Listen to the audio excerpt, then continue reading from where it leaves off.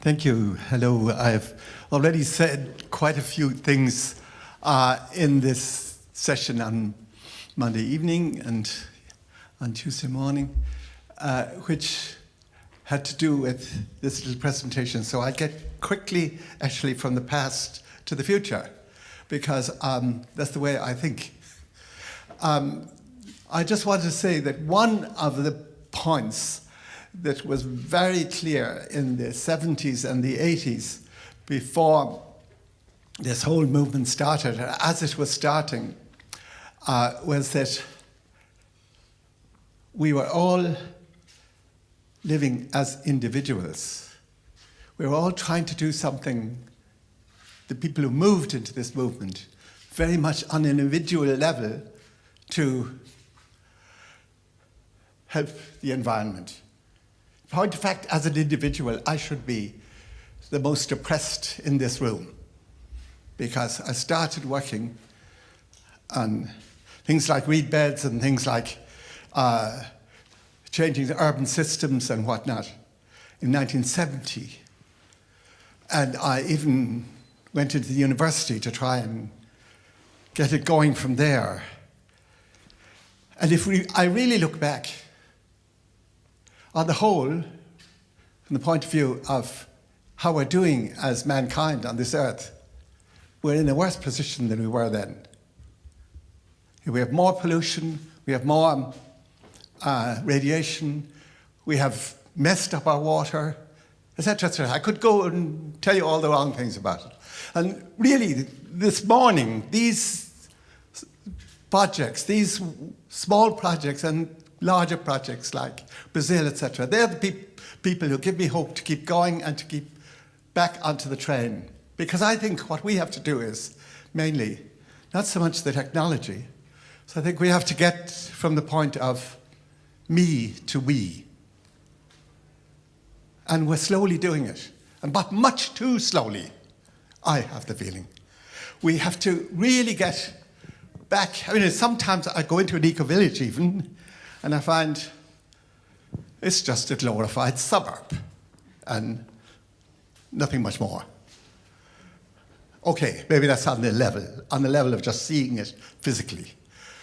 But you have to go into it, obviously, to go one step further and look at how the invisible structures are going within that eco-village. But we have a lot to do still, so don't sit on your butt and think we're there. We have a long way to go. And I think we have all the possibilities. I was in a session last evening on strategies, and we went around, the 35 or 40 people who were in the room, and said who we were and what we could bring into it. And there were so many possibilities and so many potentials and so many abilities within these people that, we could really, if we get our act going, we could really change the world. And we're going to, and we are. In GEN+10, my dear wife brought up this thing of like a mantra. And we have to do it, and we can do it, and we are doing it. I think we have to go back to these sort of ideas of we are doing it, not I am doing it. We have to get away from the big person. I have to do it myself because because I am a certain age and because I always open my mouth and talk about things and tell stories, etc. I'm often being put on a pedestal, and I have to get the pedestal away. Because I'm only able to do it because I have all these other people around me. Because I'm in community for 30 years now. Okay, I'm in the community of Lebensgarten Steierberg for 30 years since its founding. And it's has been a really big change for me. I started with about 17 other people, this community. So I didn't start it. She said I was founder. I'm not. I'm a co-founder. Yeah?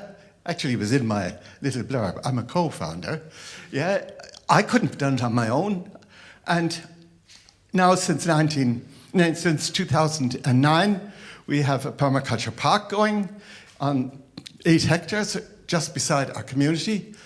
And people say, oh, that's Declan's park. But it isn't. It is 24 people who said that they would work in this thing. And okay, I have a certain role in it because I have a certain experience, etc. And that's, everybody should use their experience. But we have to get away from this thing of thinking of personalities and people who are the figureheads. And we have to get right down to, you know, and I think your generation is really doing it, especially those who have gone a little bit through community, because then they begin to see the we. You know, it's very simple things. I just like one of the other Lebensgarten people to say 2 words about what he's doing on a level of family. I mean, people say somewhat derogatively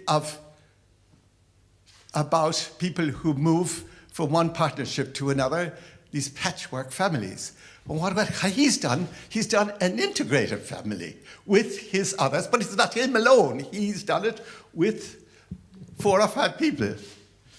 And so he has, the children are already doing the we. They are learning to be. Yes. So I came to Lebensgarten 6 years ago, and which is quite normal to people, couples moving into communities that they split after a short while. So did I. But the mother of my children is still living in Lebensgarten. She's got a new partner. I've got a new partner.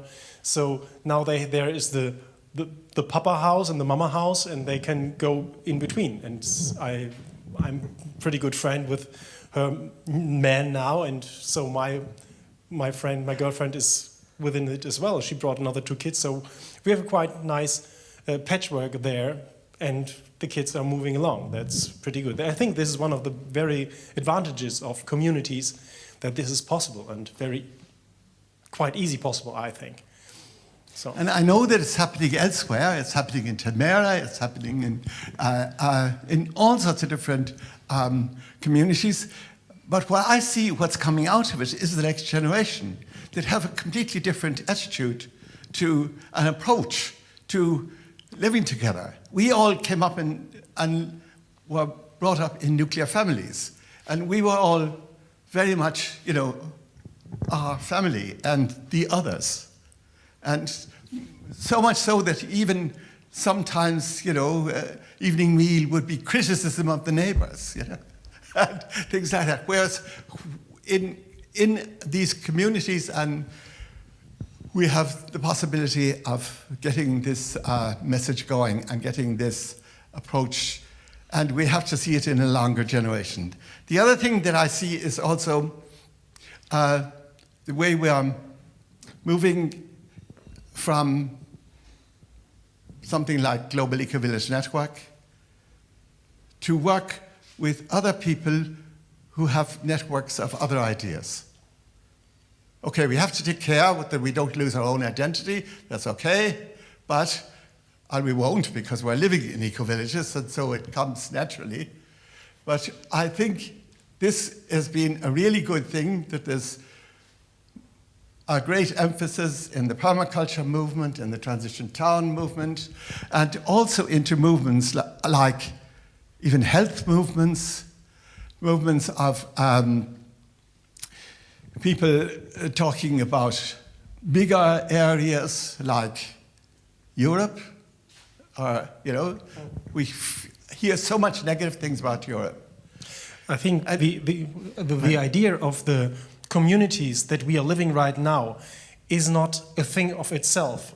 We are just a role model for a much bigger idea.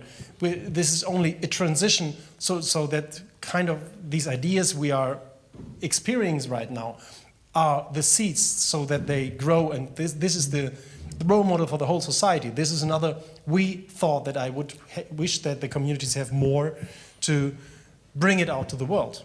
And this is, I think, the main issue what GEN is about. Yeah, and I like the idea that the ideas that May East had about working with local authorities. In our community, we've been doing that more and more as the years go on. And now we've got to the fact that our municipality has become 140% renewable energy. That's not our work, but it was sort of some of our pushings, our ideas that were brought into the municipality. Then we have a so-called conservative mayor, but in point of fact, he is going from the problems, looking for solutions. You know, and this is, you could say, the basis of permaculture, which is very much part of our community too.